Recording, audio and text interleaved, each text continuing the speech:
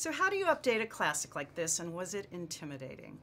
Yeah, intimidating, absolutely. Just because of the great achievement of the original movie and how much people love it and know it, you know. So I think, I keep thinking it wasn't so much updating as it was translating this into a new medium. Because once you're in a live action medium, you have to kind of look at it in a completely different way. You have to believe that, this flesh and blood woman falls in love with this hunk of flesh. With this hunk of fur. You've got to watch the steps of that happen. You've got to make them kind of more individual, so that a little less archetypal. And so that you understand that this one woman and this one man really are a perfect match for each other. And out of that then raises questions. How did Belle and her father wind up in this village where they don't belong? Why are they there? Why do they stay there? What did happen to her mother? The same with the beast. What was it that turned him into the kind of man who would be cursed and deserved to be cursed? What was the household staff doing when they were alive? When all that was happening? Where were the villagers, and why don't they remember? Little things, big things. As you start to do that, then you kind of feel a little free, because you're creating a kind of more developed version of the story, and in that, then there's a lot of scenes that have to be approached in a different way, characters that have to again become more real, and you wind up with something that's kind of different but the same. I loved all those backstories that you had. Oh, good. You've gone all over the world with this film. What makes it such a universal story? Well, that's a good question. The fact that it started in France, and that's where we started our tour, was really perfect.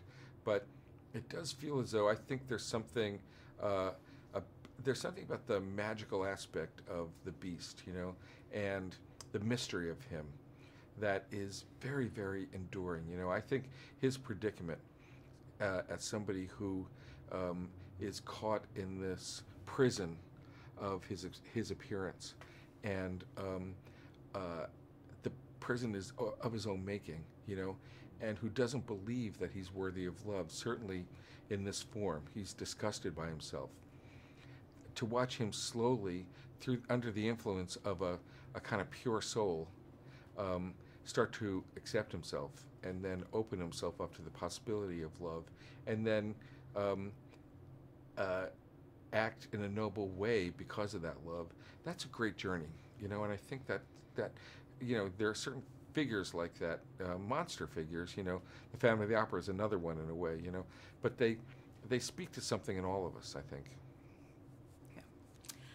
Emma Watson is such a role model for women and young girls. How did she make Belle her own? The amazing thing about Belle is that in 1991, she was such a groundbreaking, Disney heroine, in the fact that she liked books more than boys, and she was, more master of her fate than other Disney women had been. Providing a role model. And what's interesting about Emma is that she talks about wearing out the VHS tape of the movie when she was a kid, when she was young, and that this maybe kind of influenced who she is, and the idea that 25 years later, then she would be providing that same influence to another generation of girls is just really exciting, But the thing is, it's evolved over 25 years. Women have moved forward over 25 years. So how do you make something that's equally kind of forward thinking? Well, one way is that Belle has become, more of an activist. She wants to, invent something that frees women from the drudgery of laundry, or she wants to help other women, especially little girls, learn how to read. So she wants to share this with everybody. That I think is something that is very, very reflective of what Emma does in her own life, and that's where sometimes with the perfect piece of casting, you can kind of bring another level of meaning to something, as you watch it. Luke and Josh have a great theater experience, or Yes. have great theater Right. experience, and you can feel how much they were enjoying these roles. Right. Did you do anything different when directing them to bring out that the fun rapport? It's like tone it down, less. I'm kidding. No, you know what it is. So much of that cliche about 90% of directing is casting. It's somewhat true. These two guys, again, you're right. They were the ones who really lived and breathed for so many years on stages, and they immediately once they arrive are rehearsing together. All their scenes are together, and they start by rehearsing this huge Gaston number with our entire ensemble. So they were in a very comfortable place that they were completely familiar with. But what I loved is that it turned them into brothers. They just were. They became kind of inseparable. And because they are. You'd say Lefou is the comic relief, but it's actually the two of them and their relationship and the kind of, Gaston is equally funny, I think, but in a way that's unaware, and they really, really developed that timing out of all that rehearsal time they spent together. Most of the cast are playing the household staff, which are inanimate objects. How'd you infuse so much personality into these characters and make them empathetic? Right. Well, that's it's interesting. I approached the movie the way you would any movie, which is forget about all the magical stuff. Forget that Ewan McGregor's playing a candle. Let's get in a room together and do the scenes. And figure out all the interrelationships between all these characters. So Ewan and Ian, for example, spending a lot of time together.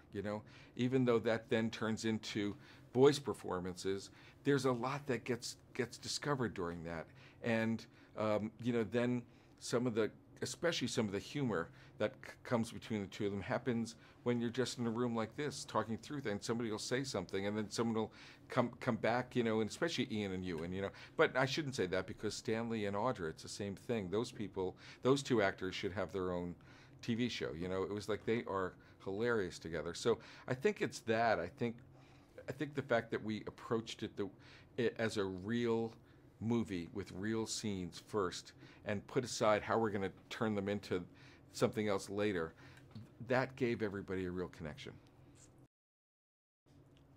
The original movie spoke to me as an adult in 1991, and I really was excited with this movie to make sure that it speaks to everybody, and also that everybody is reflected in the movie.